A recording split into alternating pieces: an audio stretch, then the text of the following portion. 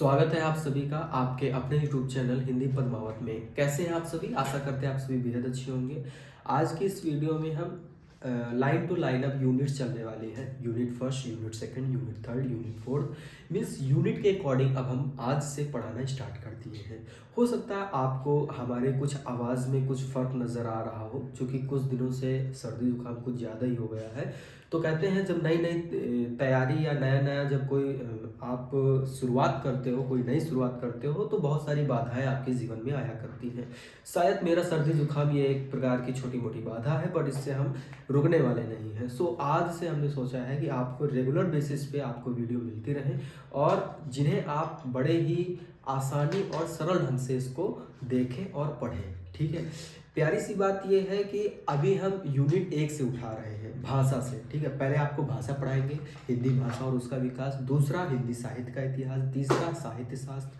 ठीक है ना, मिस अब आपका सारी चीज़ें जो है एकदम फ्लो में चलने वाली है। तो वीडियो को बिना स्किप किए पूरा कंप्लीट देखना है और रोज़ का रोज़ देखना है। चाहे आप स्पीड कोई सी भी लगा के देखें, मुझे इससे फ़र्क पड़ने वाला नहीं है। चलते हैं बिना टाइम वेस्ट किए और आपको आज हम इकाई नंबर 1 अर्थात भाषा के विषय में बताने वाले हैं। देखिए, ये बहुत ही इम्पॉर्टेंट जो है यूनिट है। आपको पता है इससे क्वेश्चंस ज़रूर क्रिएट होते हैं। ये तो अभी बेसिक है, मीन्स भाषा क्या होता है, बेसिक है।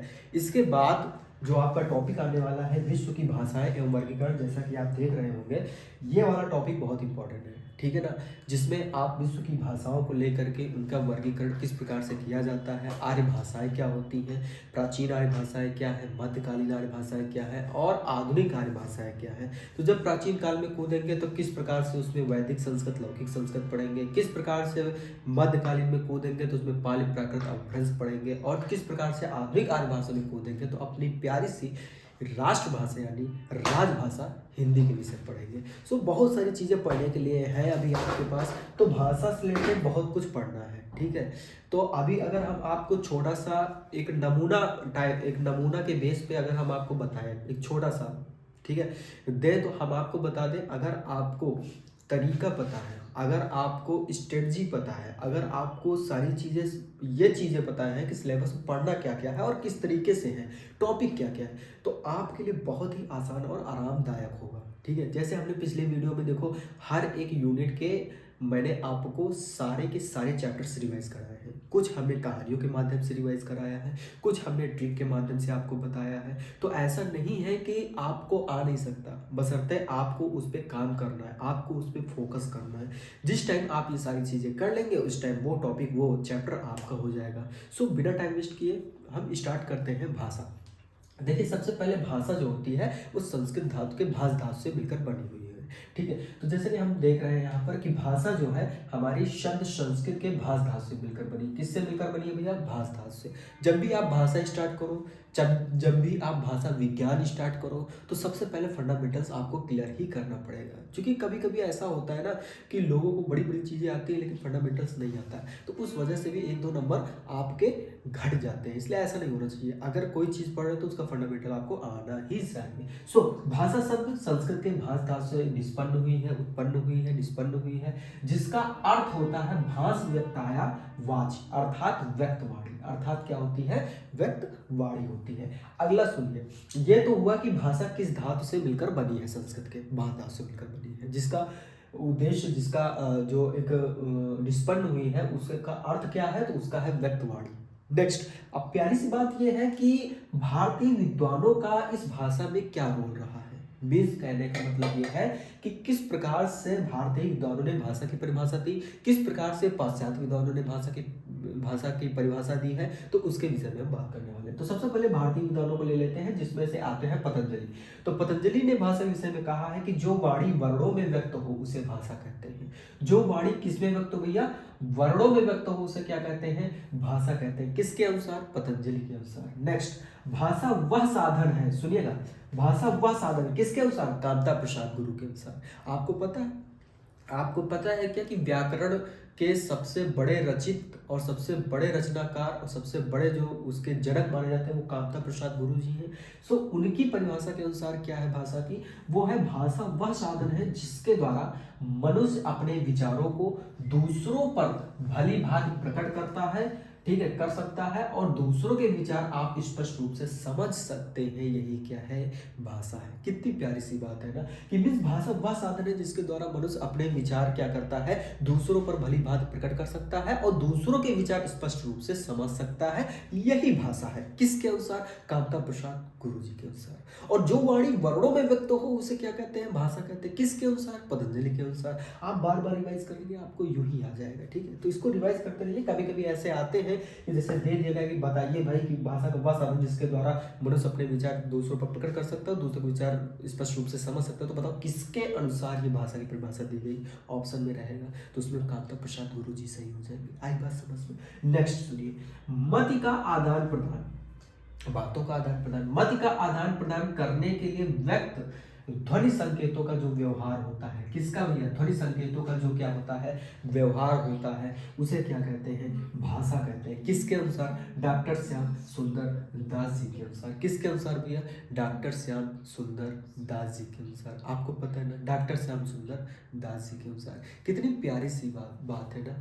आपको पता नहीं डॉक्टर श्याम सुंदर दास जी ने कबीर पर कितनी सारी बातें लिखी, कितनी सारी आलोचनाओं को प्रस्तुत किया, है ना। वो तो बात की बातें हैं। तो ऐसा नहीं, सबसे बड़े आलोचक भी डॉक्टर श्याम सुंदर दास जी माने जाते हैं। हम आपको बता देते हैं।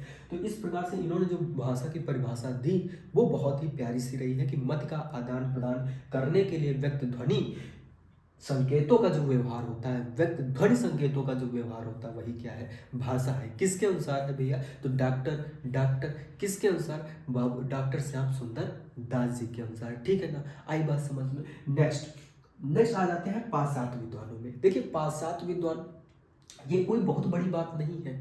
आप जब काव्य शास्त्र पढ़ोगे तो उसमें भारतीय काव्य शास्त्र पढ़ोगे और पाश्चात्य काव्य शास्त्र पढ़ोगे, तो कोई अलग चीज नहीं है। भारतीय विद्वान और भारतीय का पाश्चात्य विद्वान, चीजें तो सेम ही है। तो ऐसा नहीं है कि आप ये समझ नहीं पा रहे हो कि पाश्चात्य क्या होता है, भारतीय क्या होता है। ऐसी चीजें तो है नहीं। आपके टॉपिक में ही है काव्य शास्त्र, जब पढ़ाएंगे तो उसमें भी हम आपको पूरी तरीके से बताएंगे और समझाएंगे। जी देखिए अब आगे, पाश्चात्य विद्वान।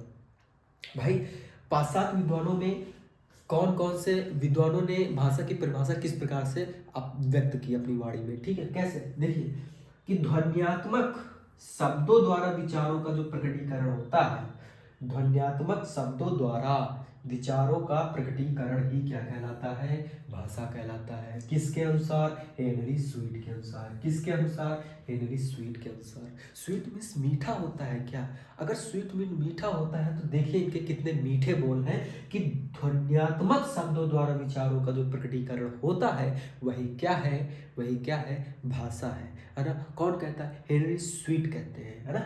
नेक्स्ट, भाषा उस स्पष्ट सीमित तथा सुसंगठित ध्वनि को कहते हैं जो अभिव्यंजना के लिए भैया नियुक्त की जाती है। किसके लिए नियुक्त की जाती है, अभिव्यंजना के लिए नियुक्त की जाती है। तो उसे क्या कहते हैं, भाषा कहते हैं। किसने कहा, तो क्रोचे ने कहा। किसने कहा, क्रोचे ने कहा, है ना।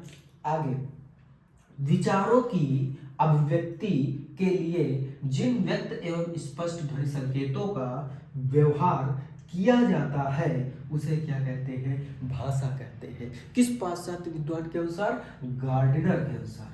किसके अनुसार भैया, किस पाश्चात्य विद्वान के अनुसार है, तो गार्डिनर के अनुसार है कि विचारों की अभिव्यक्ति के लिए जिन व्यक्त एवं स्पष्ट ध्वनि संकेतों का व्यवहार किया जाता है वही क्या है, भाषा है। वही क्या है, भाषा है। तो ये थे भारतीय विद्वानों के अनुसार भाषा की परिभाषा, भाषा की परिभाषा, और ये पाश्चात्य विद्वानों के अनुसार भाषा की क्या क्या परिभाषाएं थी वो हमने आपको इस वीडियो में, इस क्लास में कवर किया है। अब नेक्स्ट क्लास में हम आपको बताएंगे विश्व की भाषाएं और उनका वर्गीकरण किस प्रकार से है। सो इस वीडियो को देखा है तो उसको अच्छे से नोट कर लीजिए और इसे अच्छे से याद कर लीजिए, कंठस्थ कर लीजिए। सो आज की वीडियो में इतना ही। नेक्स्ट वीडियो में आप पढ़ेंगे विश्व की भाषाएं एवं वर्गीकरण। धन्यवाद।